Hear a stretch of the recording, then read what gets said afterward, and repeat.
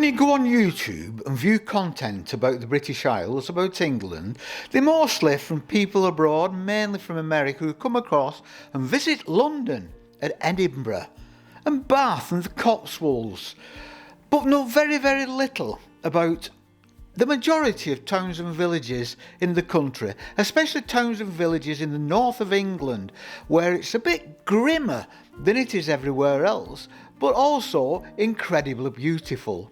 Houses like these, terrace rows built about the turn of the century to house workers in industries that were growing. This is in a town that had a lot of links to railways and railway maintenance, and these were behind the back streets, built around the 1900s. And there were terrace rows, and on these terrace rows there were back entries we called them, like this one. Oh, look at that. That's a kid's knocked that over because the wind hasn't done that. That's the kids. But I lived many years ago in a terrace row like this, and with backs like these, but they were very, very well maintained. And at the end of it, we had fields, and it was a happy, safe place to live. Now, these are the terrace rows behind the main part of the town. So we walk down here.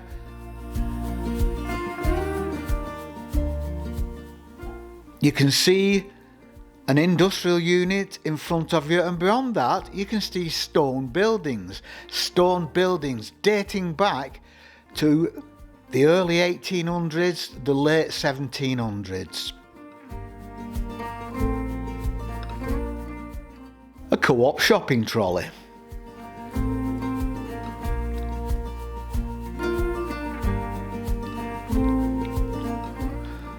So we come out of the terraced area now onto the main part. There's still some stock brick buildings here. They were built to probably replace old stone houses that may have fallen down or been demolished, or may have just been built on plots of land. And as we can see now, on the other side of the road, it's all stone houses, quarried locally. There's our local homeless man.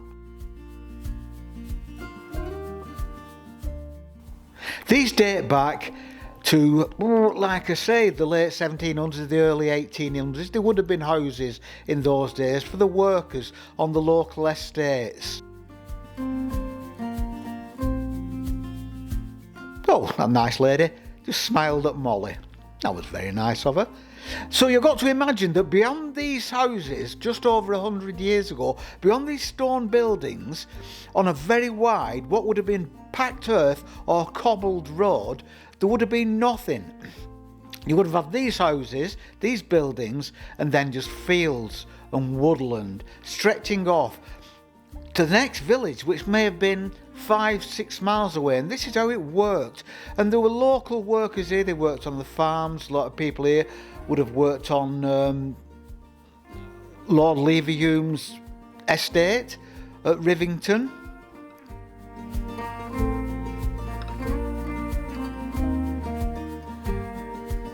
Many villages and many towns were involved in the weaving industry, in the cotton industry, in coal mining.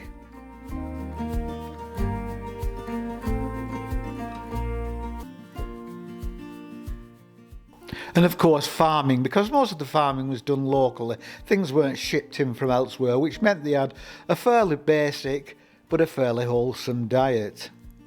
Oh, nearly got knocked over then. So we're out now onto the main road going out of the town. There were basically two roads. There was a road in and road out of the town, and that was basically it, with nothing behind these predominantly stone houses. They're all brick building here, but as you can see in a minute we go out, there's rows of cottages. There's a cottage on the left here. If you notice, the doors are very low, built a couple of 100 years ago. House we're just passing now has got a plaque on the wall saying it was the first cooperative shop in the area, started in 1862. I'm sure this lady's going to cross the road here.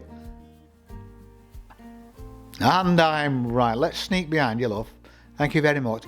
And you can see all these beautiful stone buildings left and right. And you've got to imagine this was a wide road. There was no land, was free. There was plenty of land in the day, so there were wide roads, hardly any pavement, cobbled at the very best, packed earth, if not.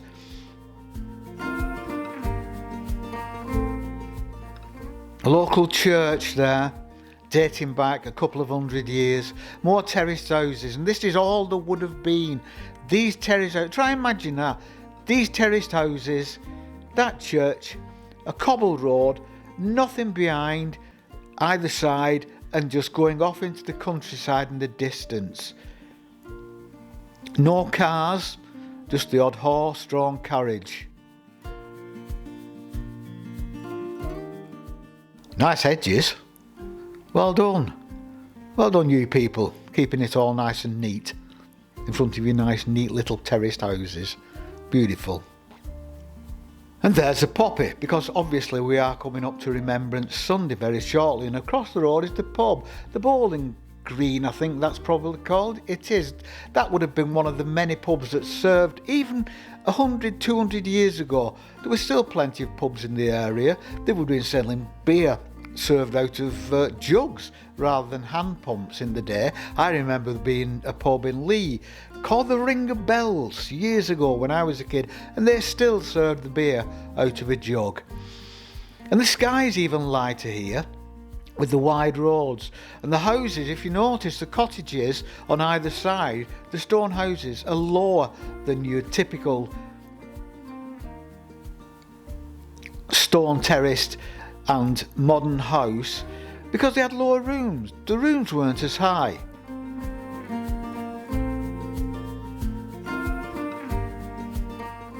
Again, remember this, without any traffic, just the odd horse-drawn carriage, people on foot in the clogs coming home from work, old ladies leaning on the wall and chatting to each other. It was a completely different age. Think we need to cross the road soon.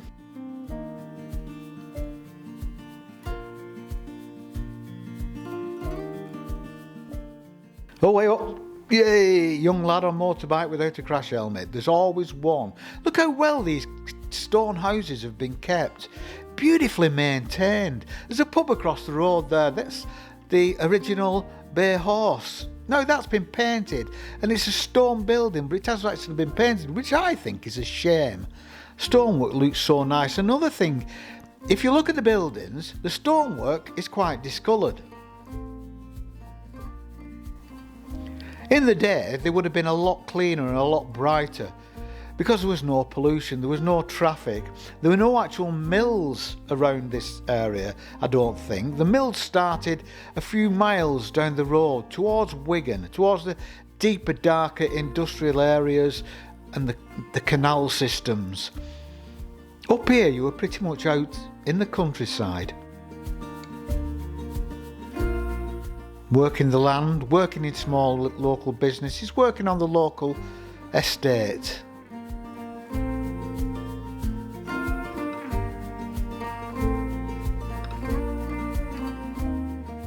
Coming towards the end of the village now, of the town.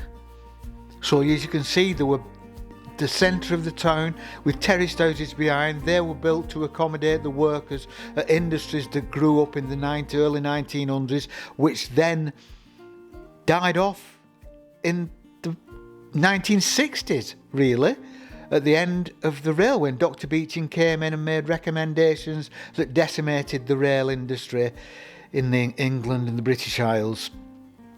So they've gone, and we're now out just into the stonework. I've said there's a brick pub there, but there is occasional brick buildings, but it's mostly stonework with just newer houses behind, dating back to the 1960s, built there to house people who are working in Manchester, the local cities, who would commute from areas like this, because it was cheaper to buy out here than it was to buy in the big towns and the big cities, just as it is today.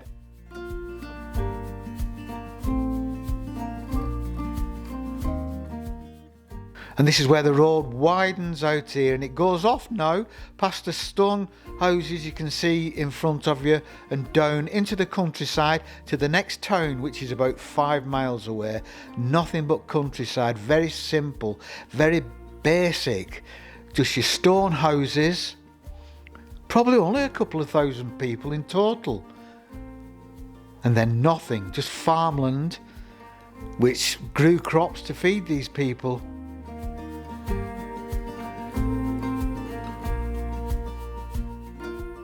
You can see here through the gate holes the really well kept stone cottages, very, very typical of England. These are typical of northern England. So it is a beautiful country. You can go, you don't have to go to London and Bath and places like that. Come out to the industrial northwest. We've got masses and masses of history and beautiful places. Past these two posts that were put up by Lord Leverhulme at the beginning of his Lever estate. And we're out now into, this would have been just countryside. Now there are large semi-detached and detached houses, quite affluent, without being pretentious. And across the road, you can see in a second, a monument, like all villages and towns have in England, to the fallen of the world wars and people who've served since. There you are. And this would have been nothing. Nothing would have been here. Out of the centre, you can walk the length of the town in a matter of 5 minutes, past all the stone houses, all so typical of England 100 years ago, 200 years ago, 300 years ago. More poppies and the monument. Autumn leaves covering the ground, because we're coming to that time of year again.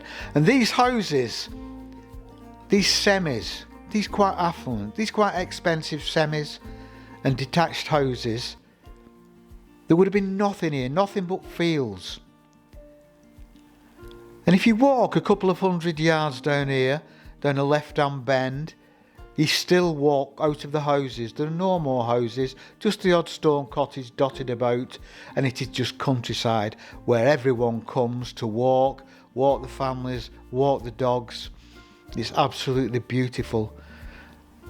And typical of just like today, small towns all over England surrounded by beautiful countryside that you can walk to. It's fabulous.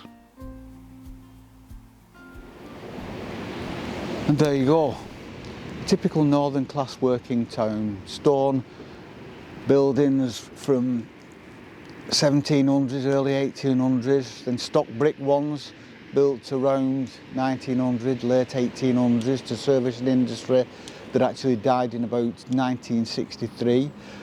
But enterprising people have built businesses so the town's thriving, and it's very beautiful and it's very vibrant. And around the town, within 5 minutes walk, there's beautiful, beautiful countryside going on for miles within walking distance of the very town centre. And that's a typical working class northern town.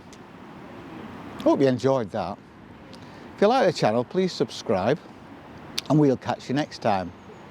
So, from me and Molly, that's peace and love.